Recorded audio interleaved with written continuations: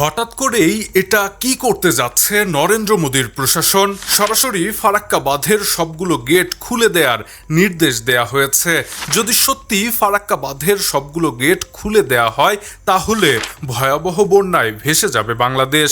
নিজেদের রাজ্যকে বাঁচাতে এবার বাংলাদেশের দিকে বিশাল বিপদ ঠেলে দেওয়ার চূড়ান্ত প্রস্তুতি নিচ্ছে ভারত। গত রোববার বিহারের মুখ্যমন্ত্রী সম্রাট চৌধুরী সরাসরি পশ্চিমবঙ্গের মুখ্যমন্ত্রী শুভেন্দু অধিকারীকে ফোন করে এক চাঞ্চল্যকর অনুরোধ জানিয়েছেন।